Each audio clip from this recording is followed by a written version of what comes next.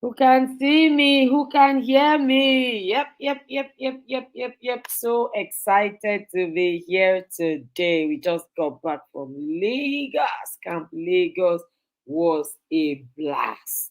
Honestly speaking, the pictures and the videos are not telling you half of what happened there. It was amazing. We just give God all the praise and all the glory. Who can see me, who can hear me. Thank you so much for joining me today.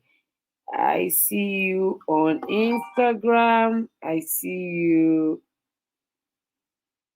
on Facebook. And I see you on YouTube. Yes.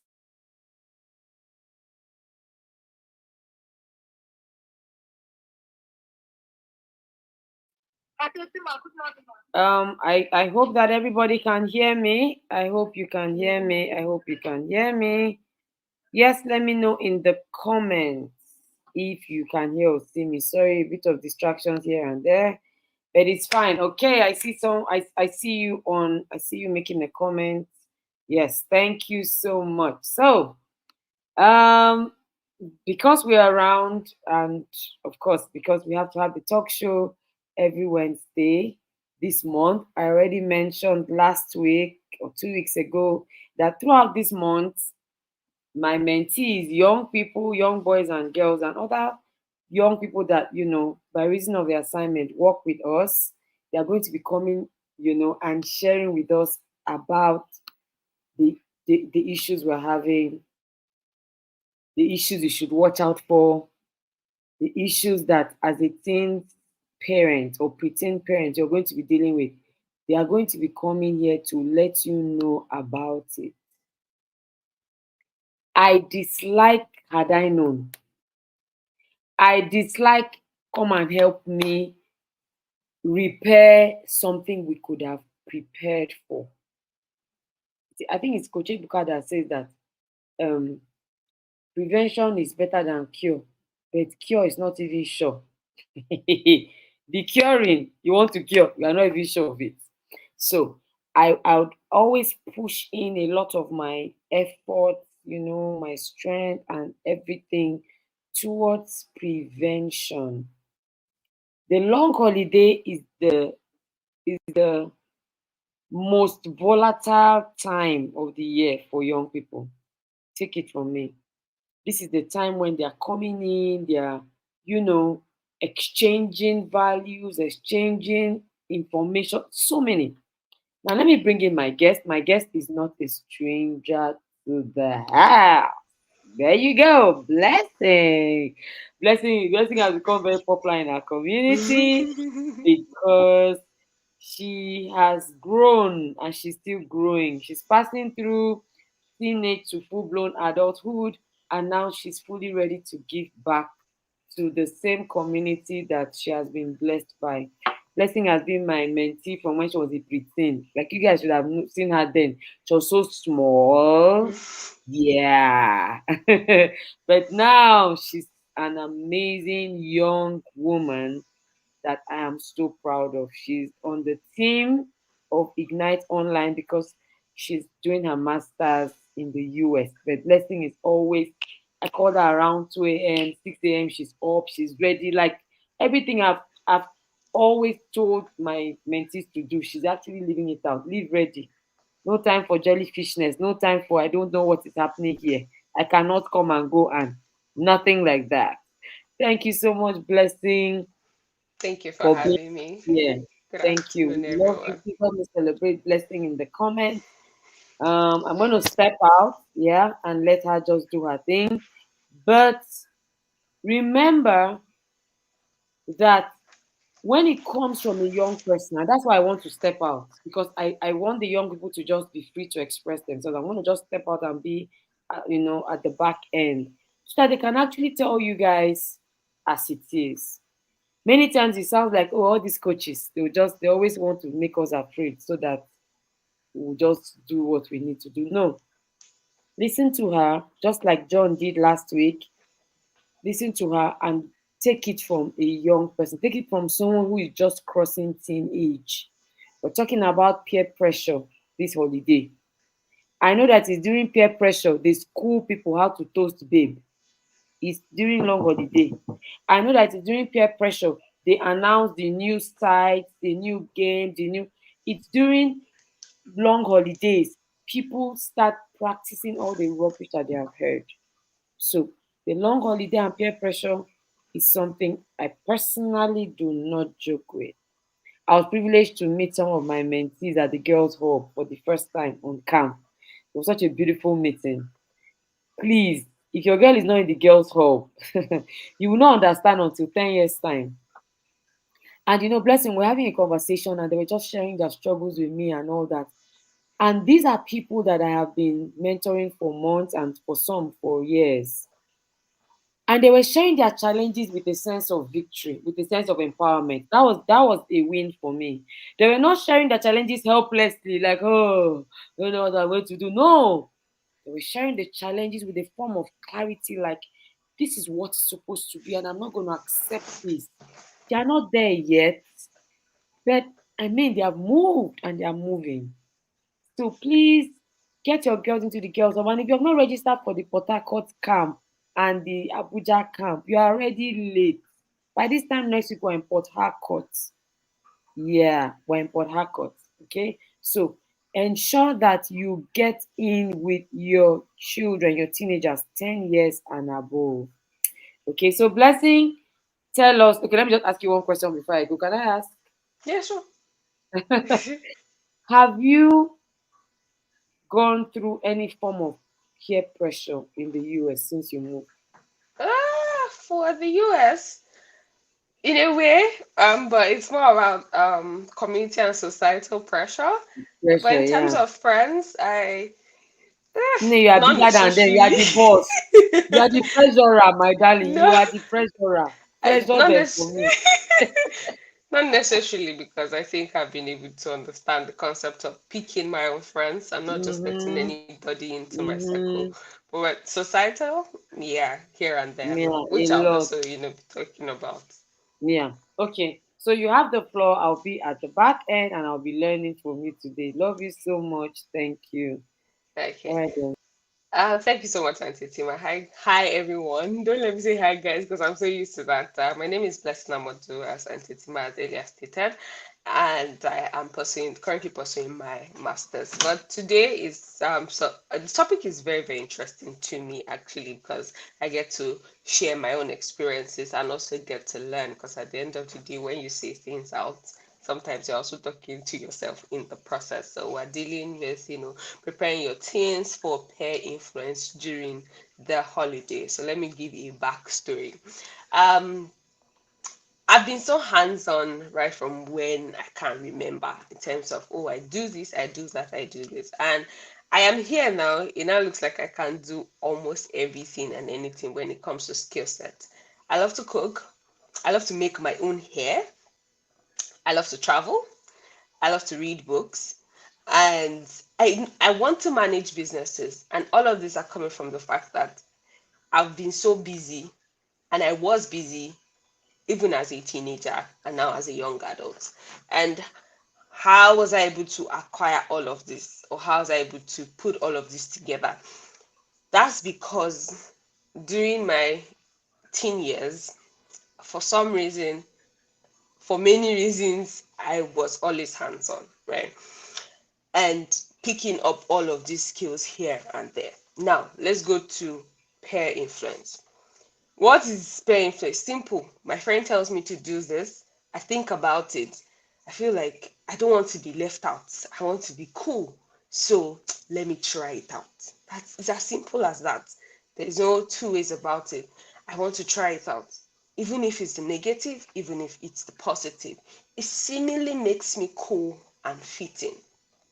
It starts from I have a neighbor. Probably one thing I know we battle with the Gen Zs actually, and it's still a very big trend even for the Gen Alphas now, is social media, having certain things in terms of gadgets and all of that. But if there's one thing I didn't really have access to as a young person was, oh, having fun at the time I wanted, all of those perks, wanting to do certain hairstyles, and my mom would be like, no, wanting to wear certain clothes because I had seen them. I had friends who was like, oh, they're cool. I like the way they look, but they just don't give me the opportunity. My mom just kept on saying no to some of these things. It's not like I was not friends with them. It pained me. I'm not going to lie.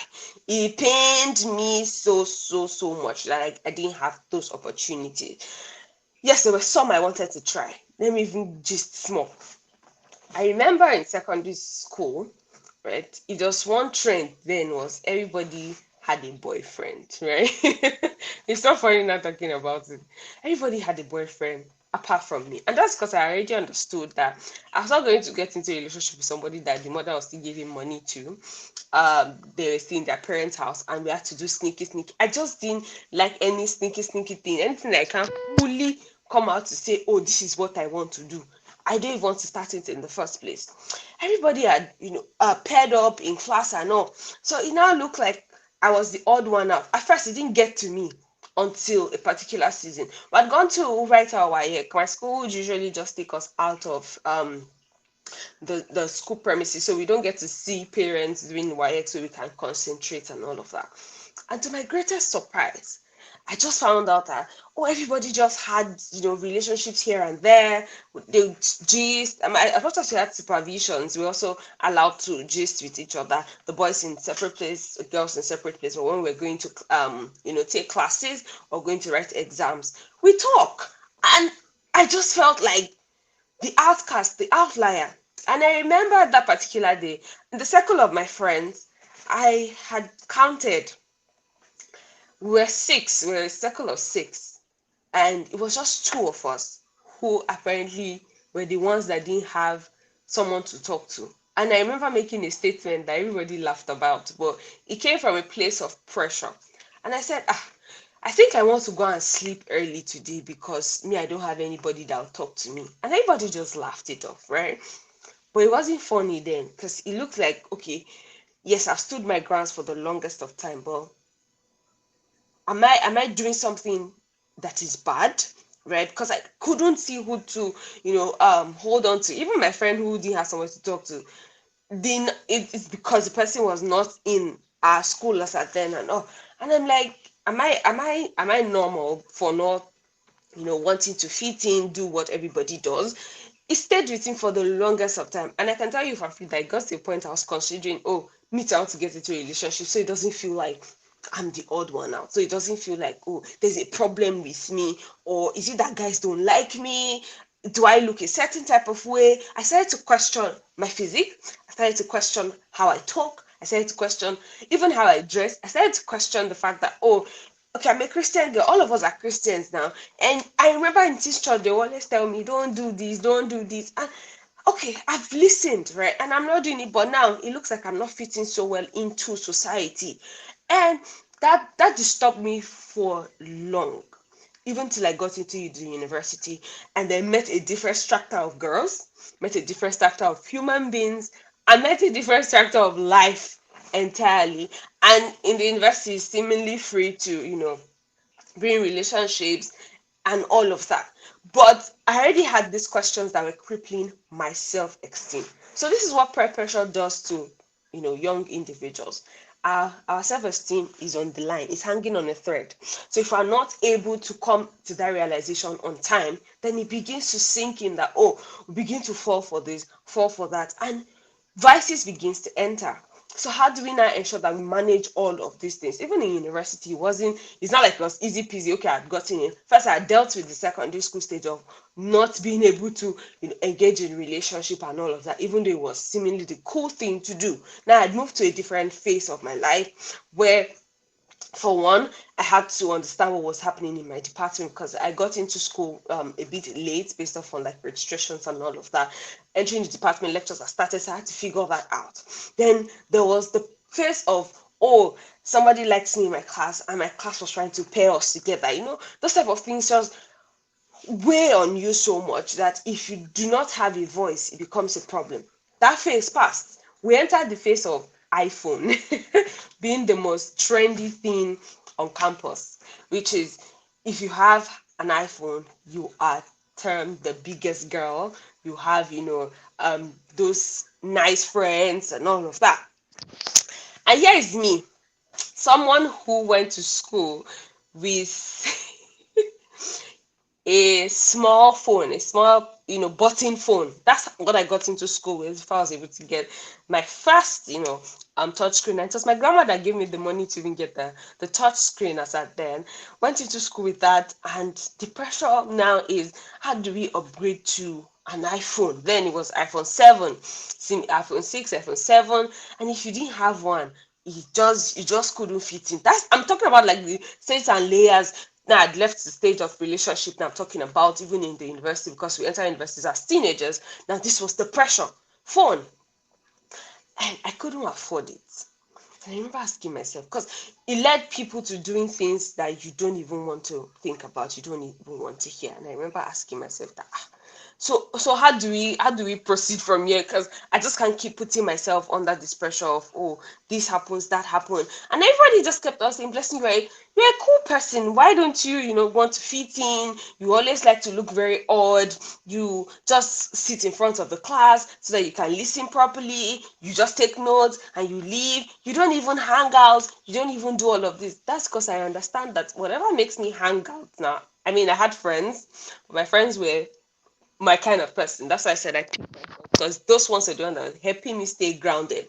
Now, fast forward that, to 1 year plus 2 years, almost 2 years down the line. Now we can tell the difference between those of us who were able to take the pressure, enter into it very well, and come out right, and understand what it meant, or see the pressure and say, no, I'm not allowing the pressure to get to me. We're seeing the difference now. In my circle of friends, one of my friends has been on, this is her 10th trip to different countries, all expense paid, because we saw the pressure, but we chose a side and we stayed on that side. And now it's paying off. So there was that. There was the iPhone phase where I seemingly remember asking myself that I have to choose my fight and I have to choose my struggles. As much as I have to be cordial with everybody, it doesn't mean everyone has to be my friend. I'm saying this, that's because one thing our parents do not realize is that it's different for each person, and how we would handle them is very different. But how have you prepared us emotionally? How have you prepared us mentally? How have you prepared us physically? And thank God for resources now that tends to help, right? In sense that you come to camp, you hear about self-esteem, you hear about, knowing about who you are, how to pick your friends. Grateful for all of those opportunities, but you would not take away the part of parenting. A few days ago, something happened on Instagram. There's this particular person that just interviews girls, and I just saw some in their 20s, in their 30s. And I mean, it's good to be an entrepreneur, make money, but they're always entrepreneurs. And a lady just talked about the fact that the mindset that young girls have today is causing a big issue, in the sense that they see, men as providers, and not necessarily them also rising up to the occasion to earn a living for themselves. And I actually saw, I've seen that trend even right from school. The fact that it has to be a guy that is some form of support for you at the end of the day, and not necessarily, you seeing yourself as someone who can be self-sufficient. That's me digressing, but it's part of the peer influence. Our parents don't necessarily see all of this, because it's like they just disconnect from us and allow us to adult properly. No, we have to be involved in understanding what this is. And I'm glad for some of these sessions, because you get to understand it from a perspective of, oh, it's not about the definition, it's what these people have actually been through in one way or the other. And the thing is, there's also good, peer pressure, which is something I'm trying to address the ones that get to people that seemingly make them do things in the negative light, that they will not look back and be proud of doing. Have I had, episodes where I was also influenced badly? Yes. So it's not about all the good side. I remember it's still in 100 level in school. Party was the normal thing now. Once you're in school, you want to own your life and own everything. And then I was invited to, it's not, that one wasn't even like a party, but it was like a mini restaurant, but then again, it had this whole party settings and all of that. And I was invited at night. That's the first time I'll be leaving, because usually I had a ground time for getting home, which was like 6 o'clock.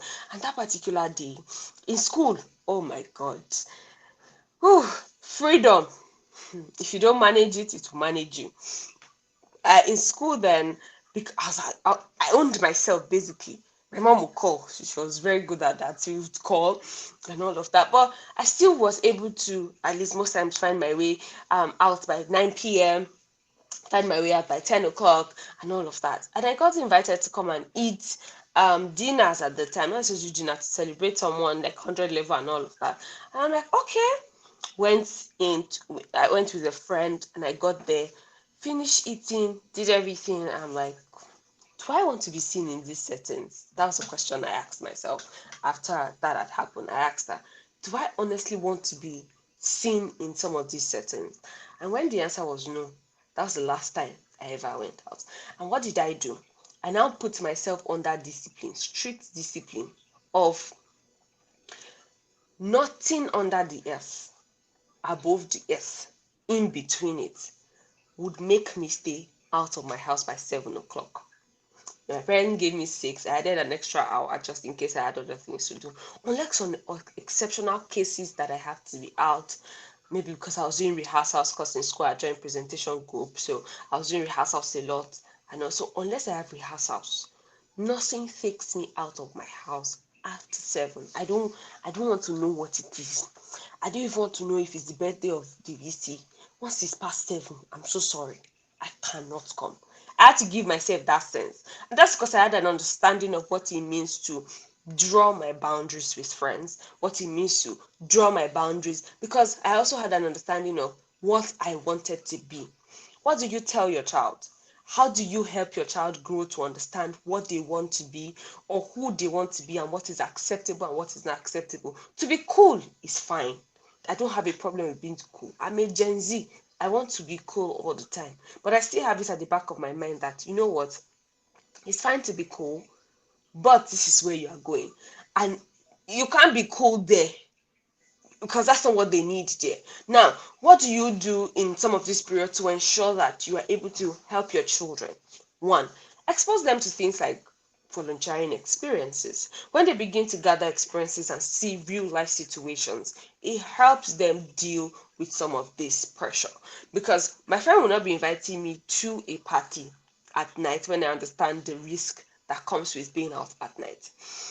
Let them experience life situations in terms of work experiences, volunteering experiences, networking sessions, attending things like camp, right?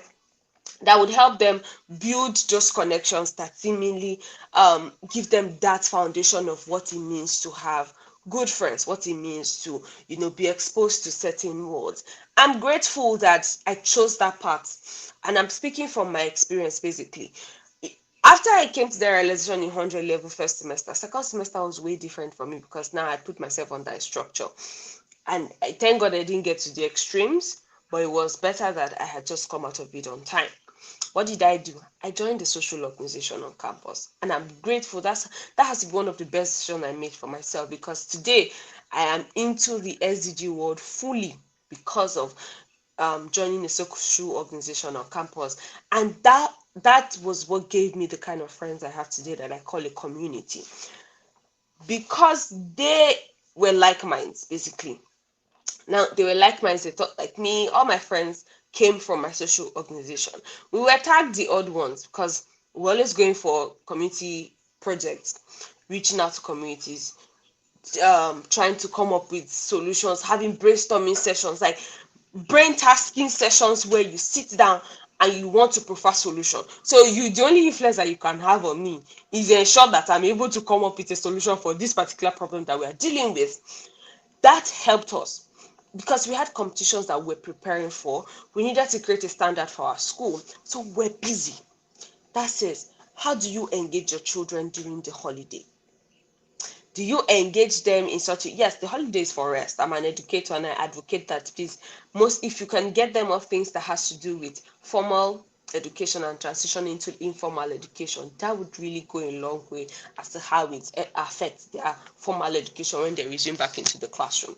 However, do things like understanding their interests, do things like understanding or having conversations with them to find talent, because I think our parents are so caught up in wanting us to be, so good at science, so good at math, so good at the arts, and we forget to also major on talents. At the end of the day, most people, footballers are most likely a profession that pays the highest. I'm not saying you should tell your children to do that, but then again, do we even encourage some of these sports in them? Do we encourage their talent? Do we do that? Because when we begin to build this, their interests will shift, their focus will shift, and they can now build friends in those areas. And then this is leading me to positive peer pressure.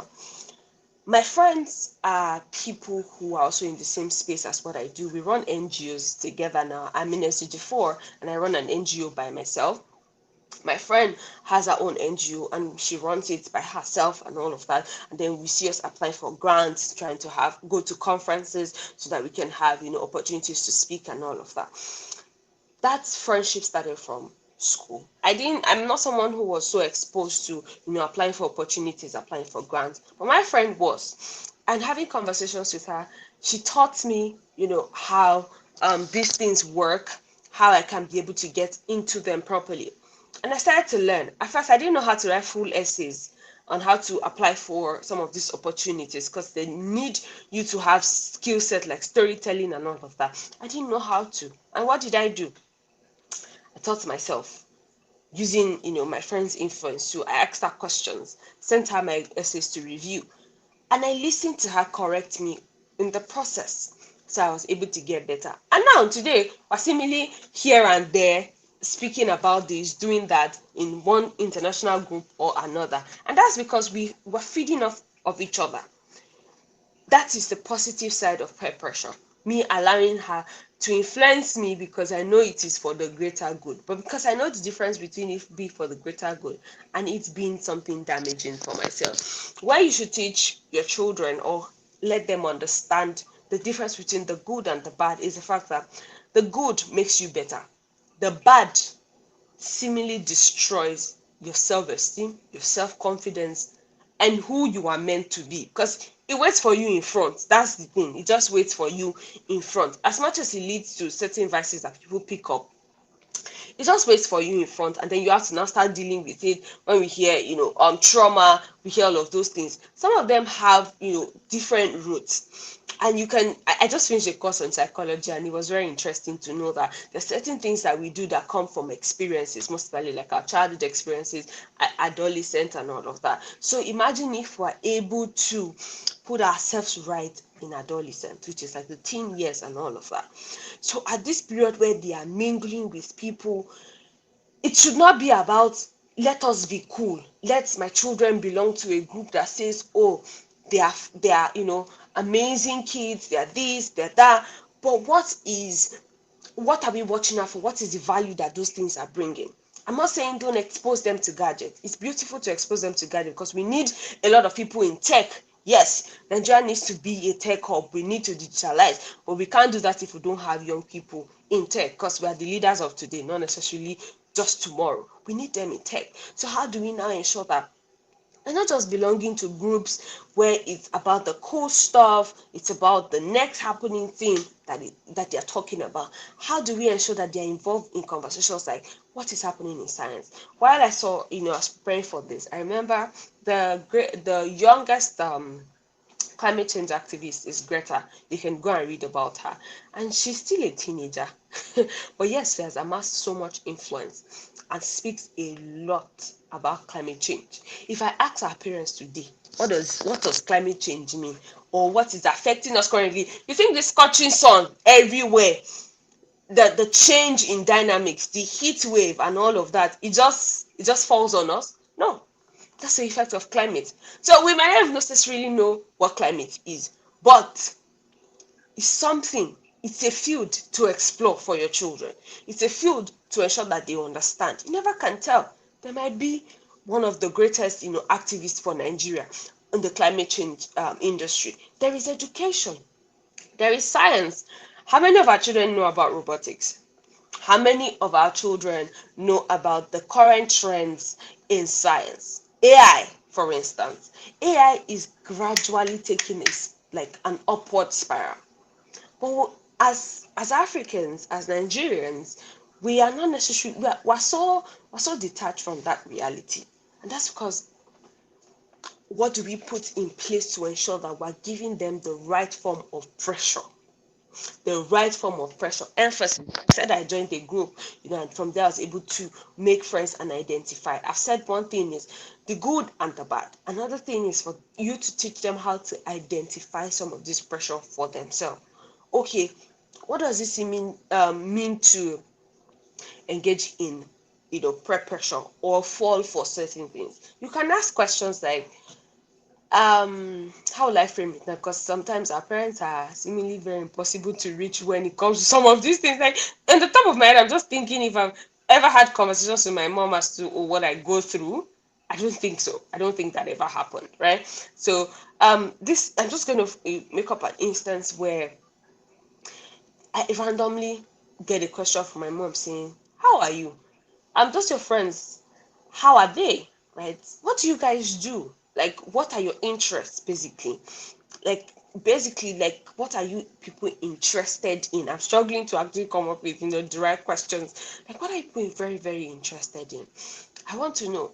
Oh, or suggestions like, it's holiday time, oh, and I know you and your friends are very, active here and there on social media. Why don't you people, try to explore fashion, for instance, for the girls? Explore fashion. Now, there's something called fast fashion. Why don't you, explore fast fashion? Fast fashion is what has led us to where we are today. But now a lot of people are going into upcycling. So why don't you expose them to like things like, oh, upcycling? What can you create with recycling in terms of fashion industries? You never can tell. You might like it, right? You like all these designer wears. Why don't you read about their history? How did they come about? How can we, fill those gaps in Nigeria? You can influence your children to bring up these conversations with their friends. Ask questions like, this tech, what happens in tech? I want to know. Oh, I don't know so much about tech, but you can read about it now. That's why there is social media. That's why there is, platforms like Google. Read about it. You never can tell. You might like something. Okay. Are you interested in the SDGs? Why not read about the SDGs? You never can tell. Look for case studies. Present them with case studies and say, oh, try looking at this. So you might be interested.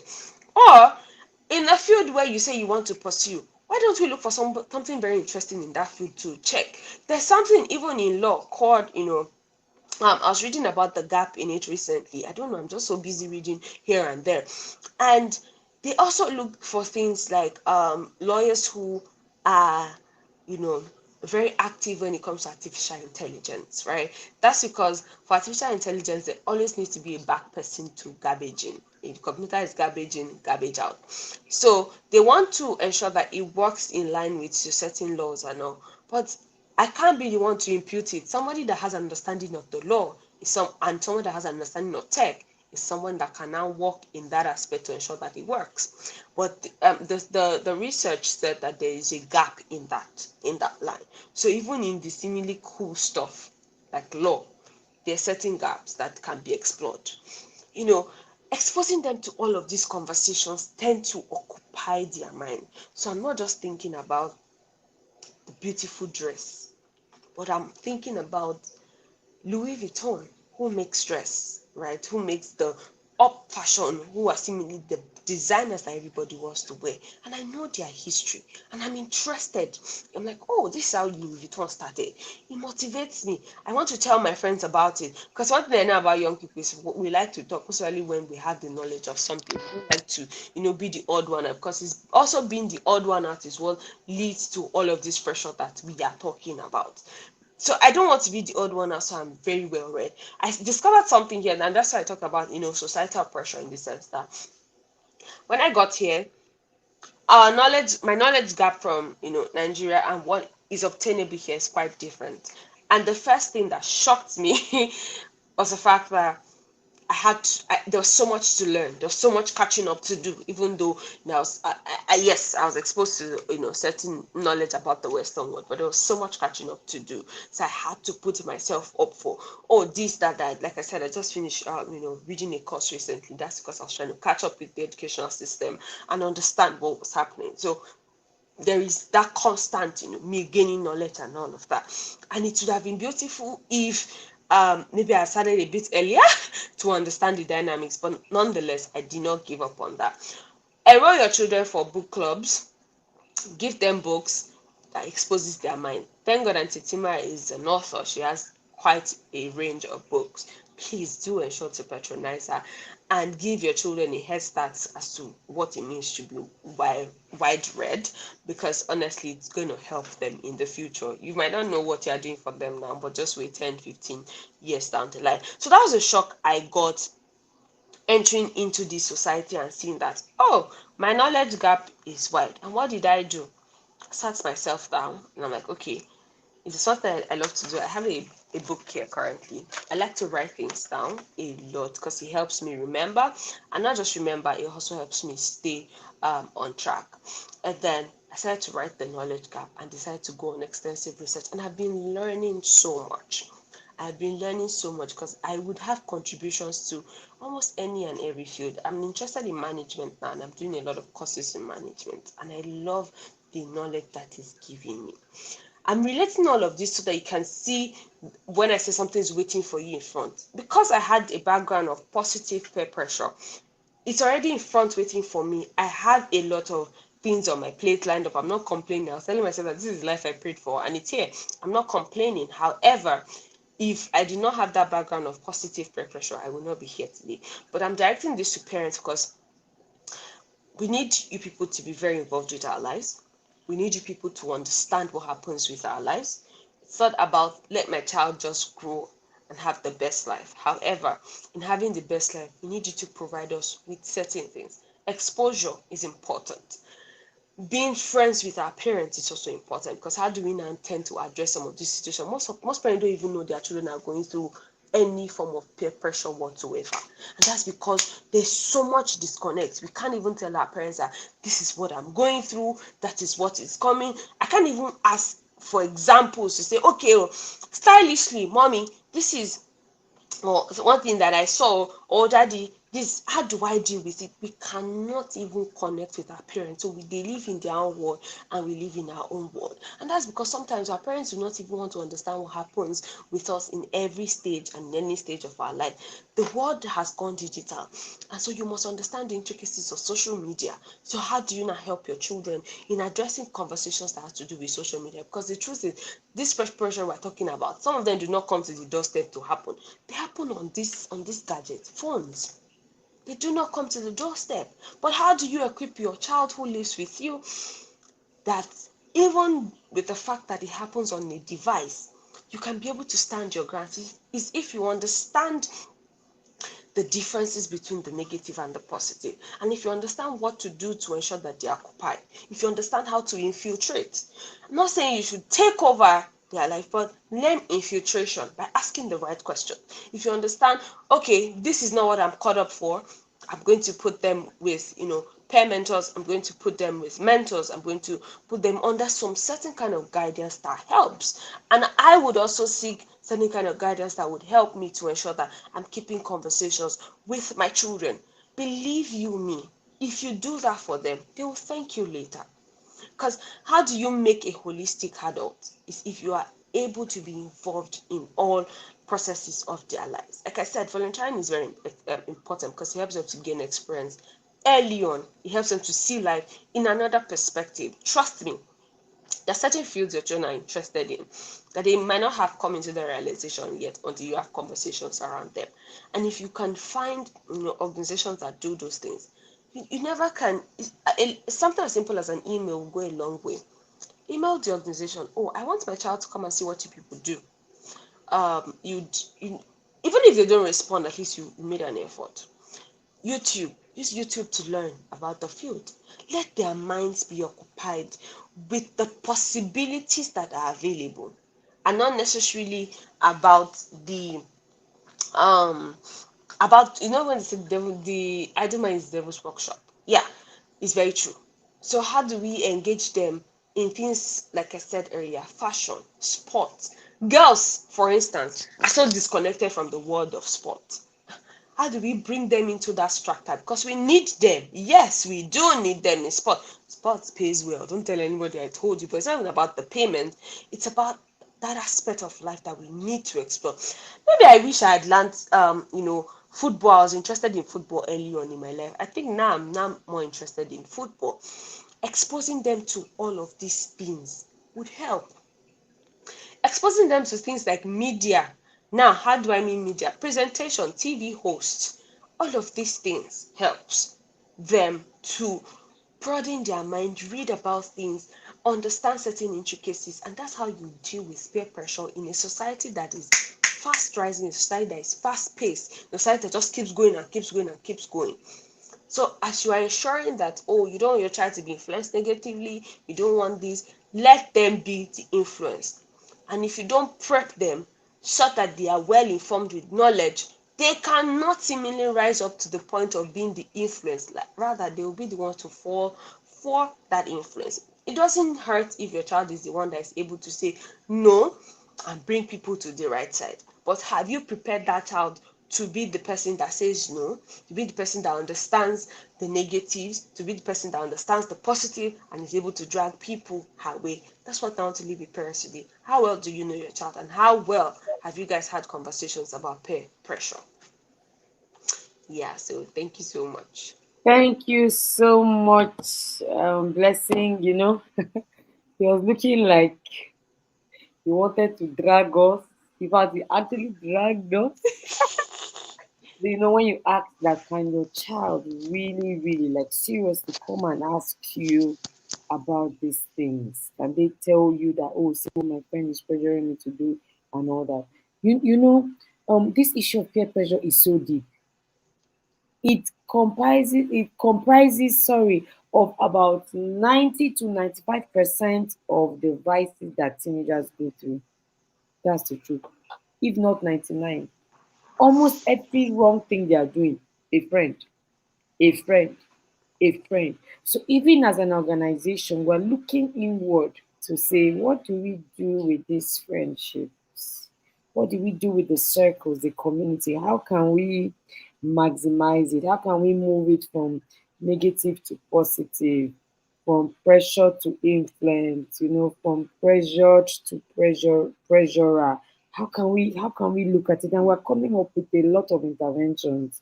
Parents, watch out because it's going to be powerful. Okay, thank you so much, Blessing, for doing this. I really, really appreciate it. Thank you for And having me. I pray that God will help you Amen. as He's helping us as parents to keep empowering these teenagers to make better choices, especially when it comes to their friends. And yes, my children and their friends, in fact, while I was here, they were sending a chat. My children and their friends are going on a retreat. They do that every long holiday. On that retreat, they do mentoring, they have fun, they do a lot of learning, counseling, coaching, everything. They're all together in one house. That's one of the ways that we are making use of, our circles. So don't sit down and say, oh, they are at home, so they are not getting pressured. I heard on camp that people are teaching other people how to play some online games online. Yeah. They're teaching their friends online. They don't even need to meet your children physically to influence them. They don't need to be seated side by side. It's getting tougher. It's getting harder. We need to do more. Okay? So I want to just announce that the 9-in-1 books are finally out. If you pre-ordered your copy, you need to reach out to Witty Minds bookstore, so you can get details of how to pick up yours in your location. Remember, you paid for those books without um dispatch fee. So you need to make arrangement for how dispatch is going to get to you. There's a little token you pay and then you just pick up. All right. Then of course Port Harcourt is loaded. Port Harcourt is almost fully loaded. Yes, I hope that we are ready for Port Harcourt, starting from the 21st to the 23rd of August. Yes, there you go. Port Harcourt is next. We're done with Lagos. Okay, first, we're now with the Sunlight Group. The Sunlight Group. We're done with the Fire Group. We're now with the Sunlight Group. And we are set to take the city for Jesus. Please remember to share with your family and your friends that Camp Port Harcourt begins on Wednesday. All right, so any other information you need, please let us know and we'll reach out to you. My number, my name, everything is all online. So, okay, reach out immediately.